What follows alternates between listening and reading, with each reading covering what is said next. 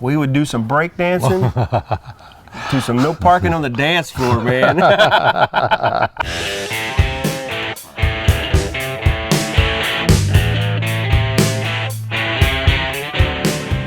Hey everybody, welcome back in the shed. I'm Troy. This is Dave. Hello. Today we're talking about the top 3 albums that are 50 years old. Basically, they came out in 1973. And this was a really tough subject because going back and looking at all the albums that came out in 1973, it's like, wow, how do you narrow this down? Yeah. Well, it's really hard to fathom how many great albums came out in 1973. At the risk of sounding like an old fogey, get off my lawn kind of guy, you know, the musical diversity back in 1973 was really staggering, especially compared to today. I suppose by keeping it to the rock genre realm, you can kind of narrow it down because really, if you look back in 73, there were so many great, you know, pop albums, country albums, funk albums, jazz albums even, and it's not something that we really see today. So our paths could cross in this one, but I sort of picked and unpicked your brain because when I looked at the list, I was like, Dave's gonna pick this. I bet Dave's gonna pick this one. He's probably gonna pick this one, maybe pick this one. So maybe we'll have some of the same picks, but right. We don't know each other's picks. He doesn't know mine. I don't know his. Yeah. That's what makes this a lot of fun to do. So we're just gonna dive right in. And what's your number 3 rock album of 1973? Well, my number 3 is gonna be Pink Floyd's Dark Side of the Moon. I knew it. Breathe in the air. I had a feeling you would pick that album. Yeah. That's why I unpicked it. All right. Although it was Pink Floyd's 8th studio album, it was really the one that broke them through the big time.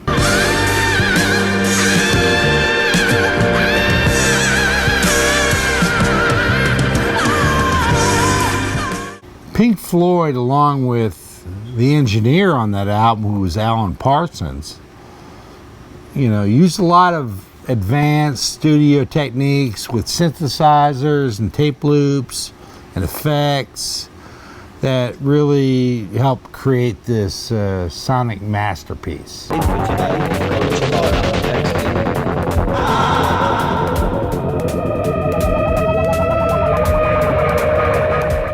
I mean, this was headphone music if there ever was one. Yeah, I mean, you know what I mean? Oh yeah. Yeah. It spent 736 non-consecutive weeks on the Billboard charts, and today is still one of the 25 best-selling albums of all time. Wow. I'll see you on the dark side of the moon.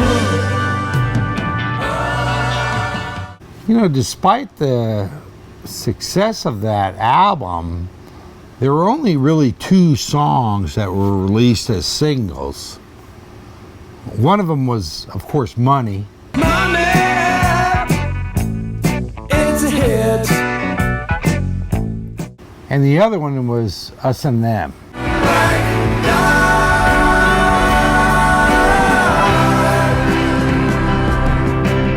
It's really hard to overstate how significant this album was in the history of modern music, rock music, let alone 1973. When that album came out and I had it on an album, I had to play it on my brother's good stereo because he had like one of those, I think it was a Juliet or whatever, and he had these nice Pioneer headphones. Yeah. And with a big 1/4-inch plug. Yeah, 1/4-inch plug, of course.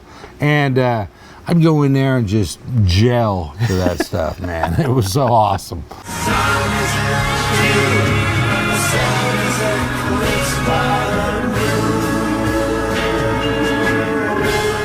My number 3 album is Paul McCartney, Band on the Run. First one said to the second one there, I hope you're having fun.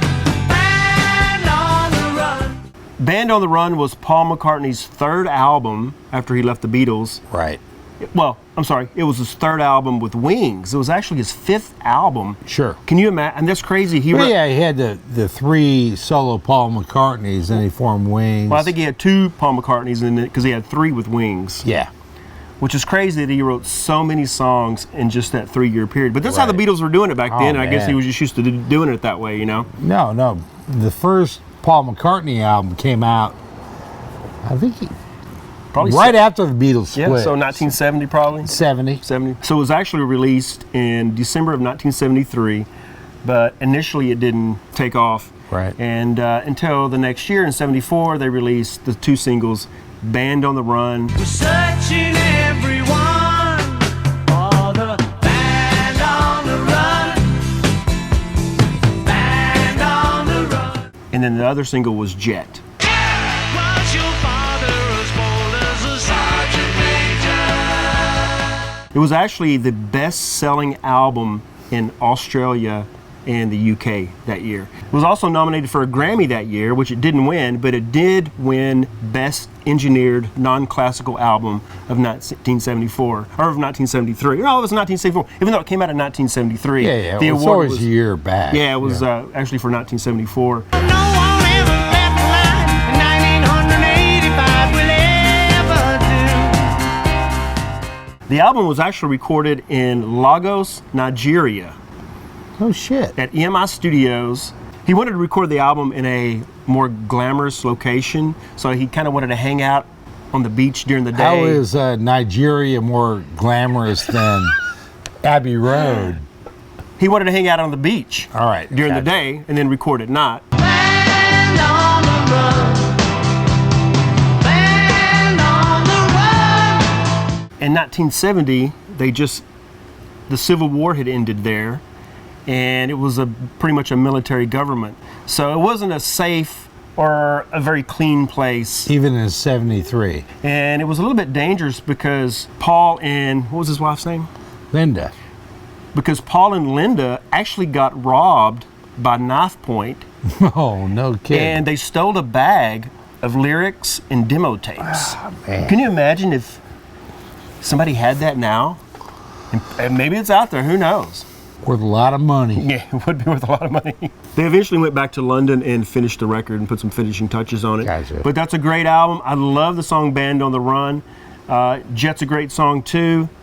What's funny though, you know the song Helen Wheels? Yeah. It's only on the North American version of that album. No kid.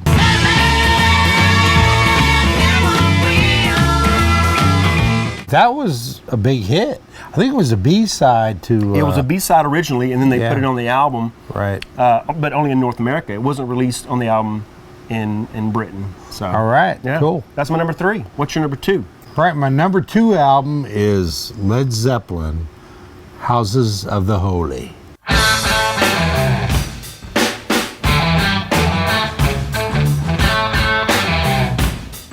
That was another one that I knew you would pick, so I unpicked it. All right. Good for you. I was actually researching that album, and then I was like, you know what? Dave was going to pick this album, so I was Well, like, yeah, I threw it out. I'd really picked that album in my top 4 Zeppelin albums of all time. And it was Houses of the Holy was the follow-up to the untitled Zeppelin 4th album, which of course had Stairway to Heaven. Yeah.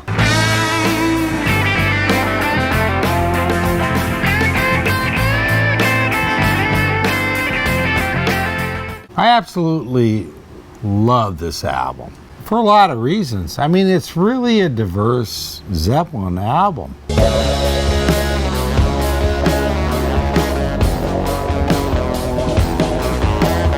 You know, it starts off with the song Remains the Same, which is a good rock and killer song.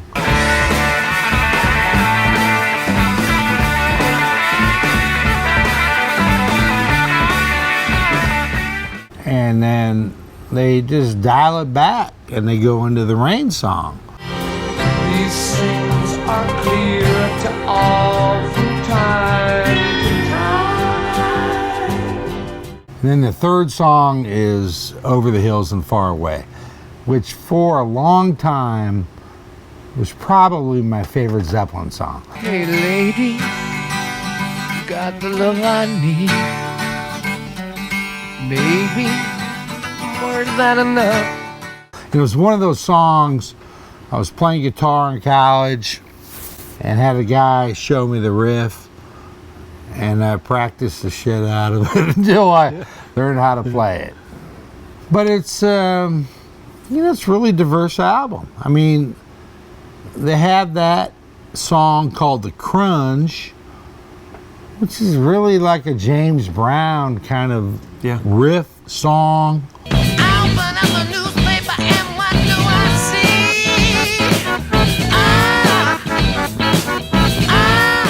Without a bridge. Has anybody seen the bridge? Whatever. But it was, it was a song back then that it was very stylistically the same as James Brown. And then they did the song Jamaica, which is a reggae song.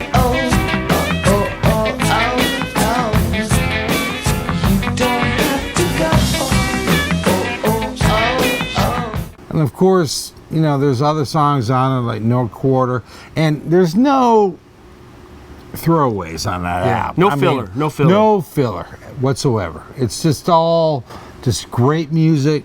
It was a great album by Led Zeppelin, and it was a great, mid album between Four and Physical Graffiti.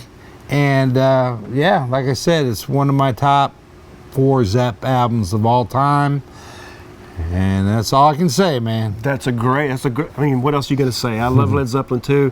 It really was it was on my list for a second. I started, reading about it and everything, and I was like, where's Dave's brain? Dave's going to pick this, so I just threw it away and started from scratch. All right, cool. Well, what's your number 2? I think it's Beer Break. All right. I bought 6 Busch Light, 6 Bud Light, and I love them, tall boys. What's more healthy, 4 beers or 2 liters of Coca-Cola? Do the math. My number 2 is ZZ Top. Tres Hombres. All right.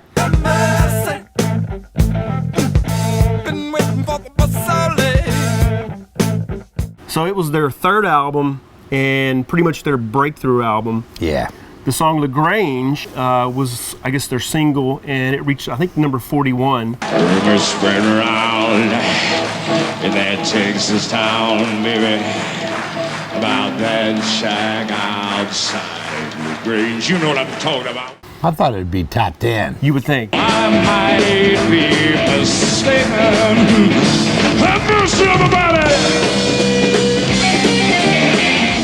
But everybody knows that song. Everybody knows LaGrange. They played it a million times. Everybody loves that song. But of course, the first 2 songs are Been Waiting for the Bus All Day, and it goes right into Jesus Just Left Chicago. Yeah. Jesus just left Chicago,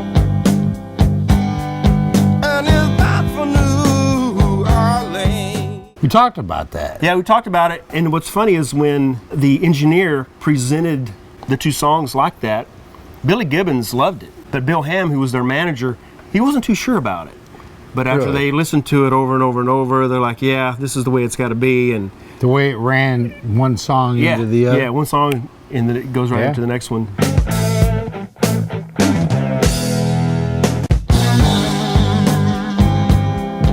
It's hard to even imagine those 2 songs not being played that way.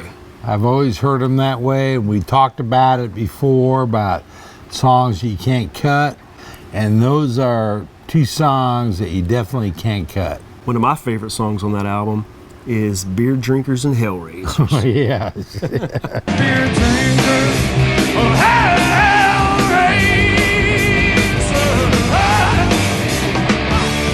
baby, don't you wanna come with me? I can relate to that. Rolling Stone ranked that album at 498 out of the top 500 albums of all time. But in 2012, they did a revised list. Yeah. And it jumped up to 492. Right. So I guess they shuffled some stuff around. I don't know what happened. Maybe somebody got thrown off the list, or they moved Madonna back. But I don't know. Rolling Stone is one of those lists that I've always looked at as suspect.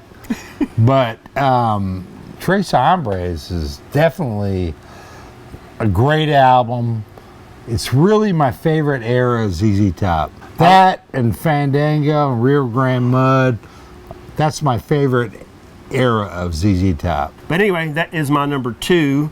What's your number 1? And I have a feeling I know what it is. Should I guess?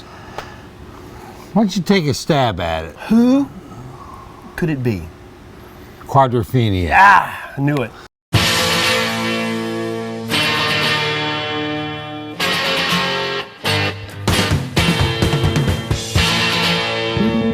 Well, really shouldn't be a surprise. It's not a surprise. It's my number 1 album that I picked on an earlier episode when we chose our top 3 desert island albums. Laugh and say I'm green. I've seen things you never seen. Quadrophenia was the Who's second concept double album that that Pete had written entirely, and of course the first one was Tommy. Ever since I was a young boy, I played the silver ball. From Soho down to Brighton, I must have played them all. I have to say that Quadrophenia is probably my favorite Who album of all time. The album chronicles Jimmy, who's this character that likes to take a lot of speed uppers, and he's also kind of a schizophrenic. But what makes it kind of cool is that Pete made him a quadropheniac, I guess you could call it. And he took each character, himself and Roger and John and Keith, and assigned them each one of these little episodes or characterizations that Jimmy had. Where do you get those blue jeans? Faded, patch secrets so tight. I think anyone that's ever felt out of place or was a misfit or whatever can relate to this album. It's a rocking album, it's a melancholy album, it's a powerful album. It really checks all the boxes. But Pete wrote this masterpiece, and I think it is his greatest crowning achievement, really.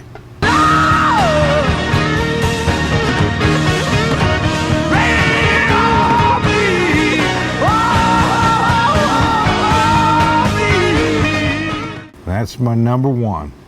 It's a good number 1. I knew you'd pick it. That's why I didn't pick it. You wouldn't have picked it anyway. Probably not. There's a couple of other ones on that from 1973 that I would have picked. And maybe you can guess my number 1. Sabbath, Bloody Sabbath. You see right through these darkened eyes, you know you have to learn. First of all, I love Black Sabbath. They're one of my probably top 3 rock groups of all time. This was their 5th album. Came out in 1973, but we know that because that's what we're talking about. They recorded it in September of 73 and actually put it out in November of 73. So they recorded it and then released it in basically 2 months, which is awesome. Incredible by today's standards. Yeah. You gotta believe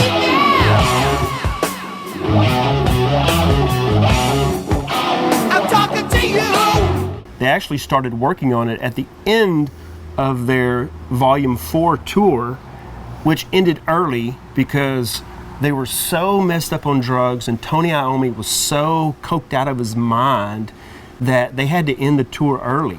No kidding. So he actually, when they played at the Hollywood Bowl, yeah, after the gig, he passed out and they thought he was going to die. That's how messed up. He was basically so strung out on coke that he was seeing shit. He was seeing things. kind of made Ozzy look sober by comparison. So, right.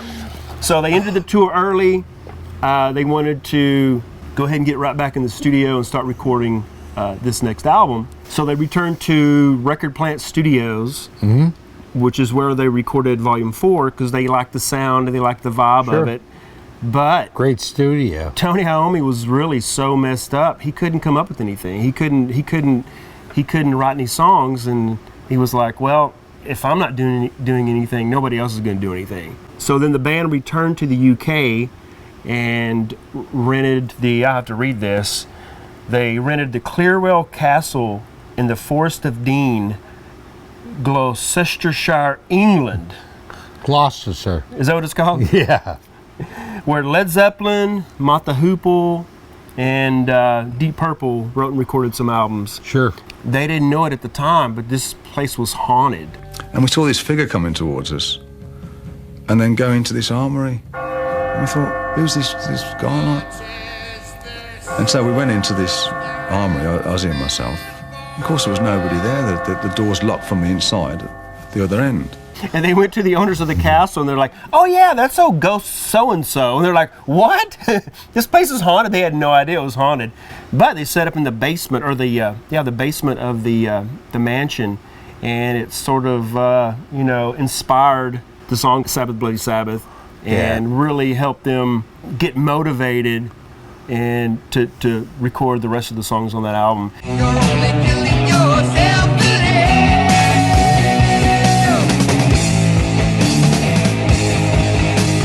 Killing yourself today. That album was a little more of a departure too, because there's more keyboards in it. Ozzy actually got a mini Moog synthesizer and played some stuff. He didn't know how to play it, but he figured out enough to record one of the songs on the album.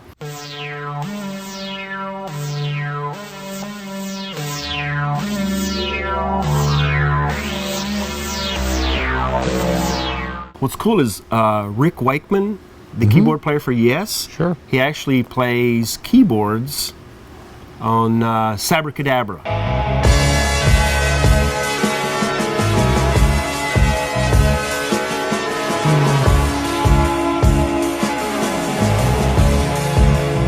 Well, Rick played with a lot of people. We Yeah. talked about it previously. And they wanted to pay him, and he was like, no, I don't want any. They basically paid him in beer. All right. I take payments that way. It was their 5th platinum selling album. It was actually the first time in Sabbath's career that they were getting good reviews from like Rolling Stone and other critics. 1973 was a banner year for new music, for sure. And I'm leaving off so many great albums from that era. I mean, there's one of my favorite albums, Stevie Wonder's Inner Visions, came out then. Elton John, Goodbye Yellow Brick Road came out then. Leonard Skinner's first album came out then. Yeah.